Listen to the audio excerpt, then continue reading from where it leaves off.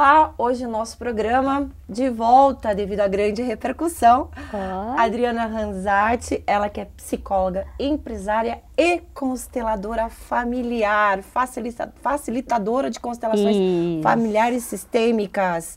Bom, já quero que você comece a me explicar o que são as constelações familiares, sistêmicas, organizacionais, palavra complicada, a diferença entre elas, para o público de casa entender. Bem-vinda novamente. Obrigada pelo convite, Liz.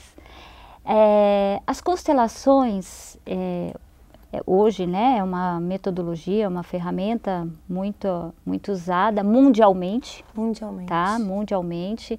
Eu estive na Alemanha e quando eu estive lá, num seminário, tinham 42 nações. Então, as constelações hoje realmente tomaram uma proporção muito grande, tá? É uma metodologia terapêutica, ela foi criada por Bert Hellinger, um alemão, filósofo, psicoterapeuta. Há quanto tempo isso que existe constelação? Aqui no Brasil há 40 anos. Então, na Alemanha que tudo começou? Começou tudo na Alemanha, bem lá para trás. Bem lá atrás. Isso. É que ele não começou como constelador, tá? A constelação, ela foi ela nasce de uma experiência prática dele. Então, ele começa como missionário, pedagogo, e aí ele vem na experiência dele de vida. Por uma necessidade empresarial? Foi o que você... Não, ele não. A constelação familiar nasce, né, a partir das experiências do Bert, e depois de um tempo, foi em 1999, 95, 99, se não me engano, uma pessoa pede para que ele constele, e um empresário, e a partir daí... Por conta da necessidade da empresa dele? Não dele. Dele? Não, de pessoas que ele constela. Porque ele não tinha uma empresa, tá? É que a constelação, ela é uma metodologia terapêutica. Tá? Ela nasce dessa experiência do Bert, mas ela ela revela as dinâmicas ocultas que acontecem no sistema familiar. Ela traz à luz as dinâmicas ocultas de um sistema familiar. E como isso, né, repercute dentro da empresa. Porque as leis naturais, né, que regem um sistema familiar, que regem o ser humano, ela também rege dentro de uma empresa. Porque a empresa é formada por pessoas. Não tem como. Isso. E as consultorias sistêmicas hoje, né, nas empresas, elas vão trazer soluções, né, elas vão trazer à luz aquilo que está oculto. Então, você consegue, através das constelações nas empresas, olhar para quando tem pessoas fora do lugar, por exemplo, um chefe não ocupa o lugar dele, quando existe um fracasso de um produto criado, né, ou quando uma empresa não gera lucro, quando as coisas não caminham bem e você já teve outros tipos de consultoria, seja estratégicas, né? Essas consultorias que a gente tem mais convencionais, quando isso não mais é trazido um resultado, as constelações podem ajudar essas empresas a olhar. Eu vou dizer para você que nem toda constelação empresarial vai falar que essa empresa precisa continuar funcionando, porque às vezes ela vai falar assim, olha, essa empresa precisa fechar. E como que o empresário sente essa necessidade? Tipo, como ele pode olhar para a constelação e falar, olha, acho que esse aqui é o caminho?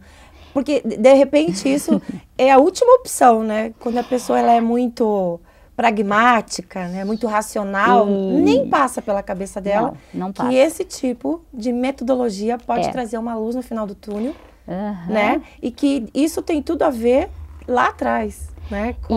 Com a criação, com a família, com as raízes desse empresário. Isso, porque as nossas dinâmicas familiares repercutem muito na nossa vida aqui fora. Então, desde a intenção de eu montar uma empresa, a maneira como eu me relaciono dentro da empresa, quando um diretor ou um próprio funcionário, quando não há respeito nessas ordens de hierarquia, quando um funcionário ele é mandado embora de uma forma injusta, tudo isso causa consequências e as pessoas não sabem disso.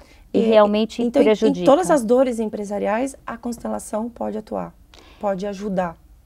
Pode. Né? Eu vou dizer para você assim, não vamos tomar um lugar que não é nosso, né? Sim. Por exemplo, eu não vou falar de economia, de números dentro de uma empresa, porque não é a minha área.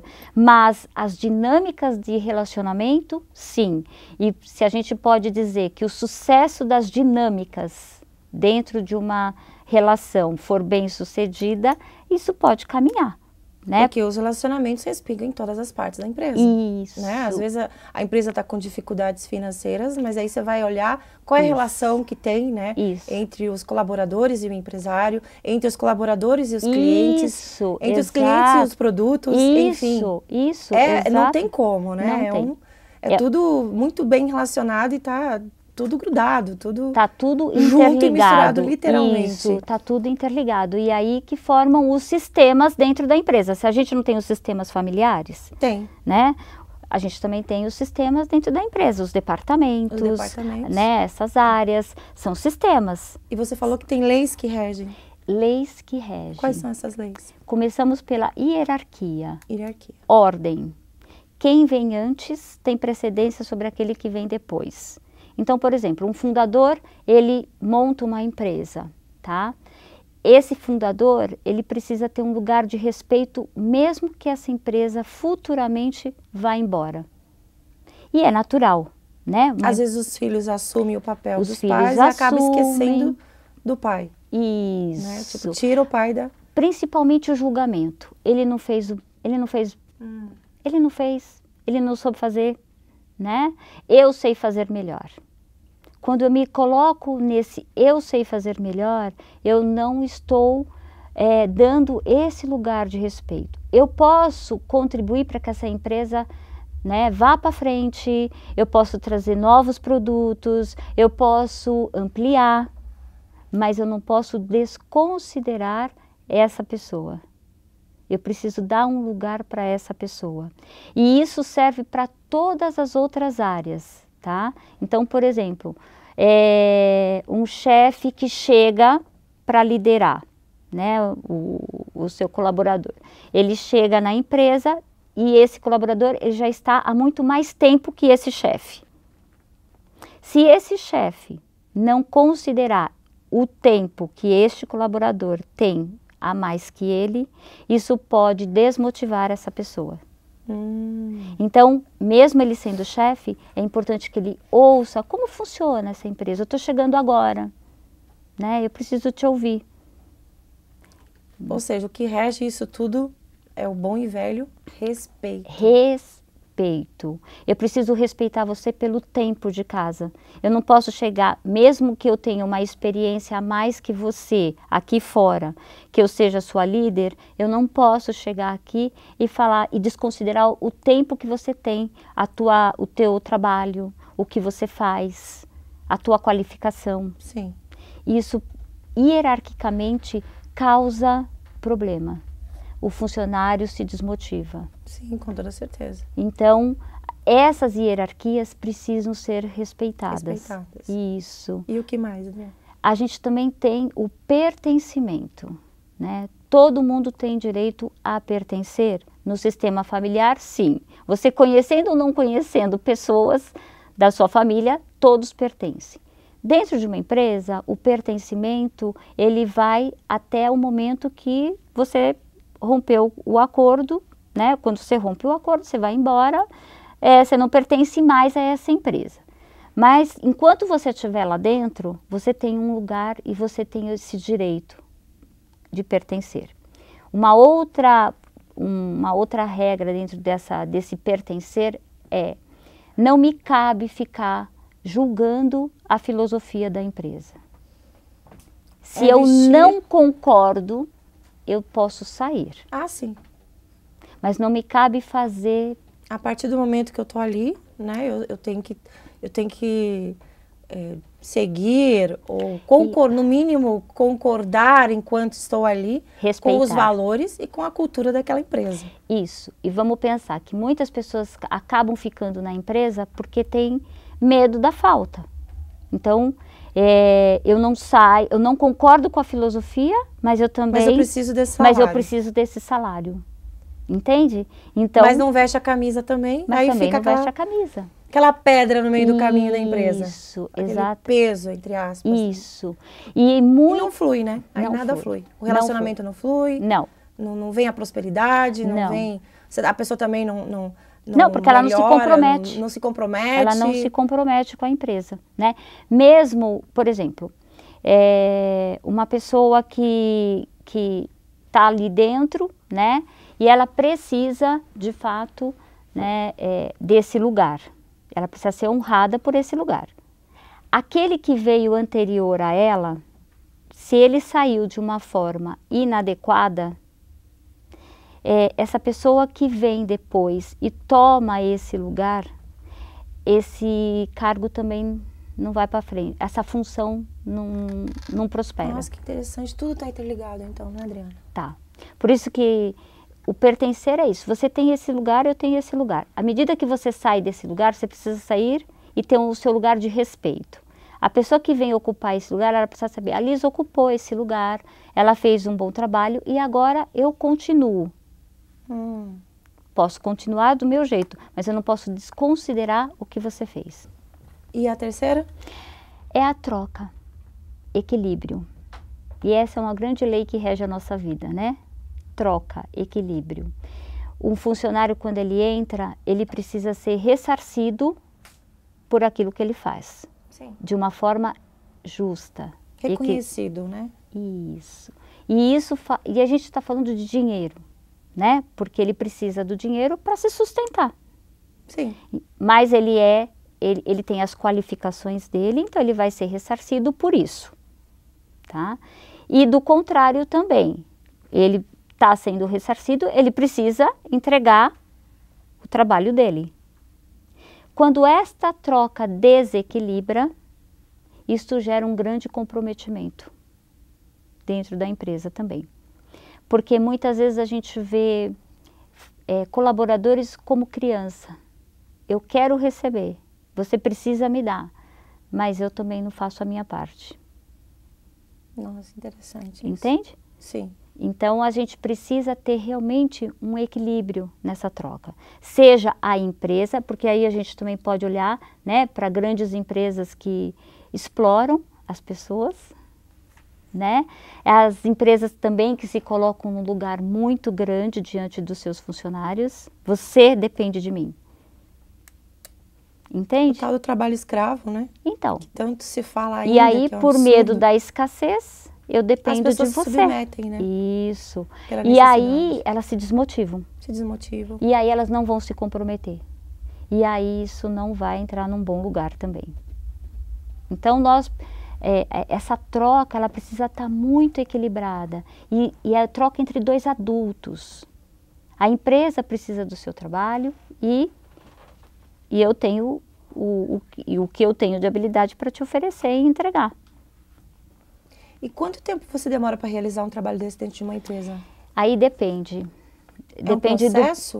Depende do propósito, porque, por exemplo, eu tenho algumas consultorias, né, que eu já dei para empresas, e aí foi todo um processo, porque primeiro a gente abre uma constelação, a gente vê aonde está a luz do problema, né, começando pelos fundadores, então o trabalho sempre começa, muitas vezes, por quem está aqui em cima. No caso, foram pessoas, né, foram os fundadores que me procuraram e estavam abertos para esse olhar. Né? Muito interessante. Então, e foi muito bacana esse processo, porque começa com a intenção da empresa, né? A empresa foi montada com qual intenção? E no caso dessa empresa, ela estava com dificuldades financeiras, né? Muitas pessoas saindo, muitas pessoas não ficando. E aí, conforme a gente foi fazendo, né, nós fomos realizando as constelações, a gente foi observando pessoas que estavam fora de lugar, ocupando lugares que não são seus. Então, por exemplo, um chefe que não ocupa o seu lugar, alguém vai ocupar. Entendi. Entende? Quando ele negligencia o seu papel, alguém vai ocupar esse lugar. E ocupou um lugar que não é seu, Já furou a lei da já hierarquia. furou a lei da hierarquia. Entendeu? Quando um chefe não é admirado, furou a hierarquia. Muito Quando eu interessante. sei mais que o meu chefe, furou a hierarquia. E isso vai trazer consequências. Então, assim, a primeira coisa que você olha numa constelação é aonde essas leis foram violadas. Então, por exemplo, né, pessoas que foram mandadas embora de uma forma injusta.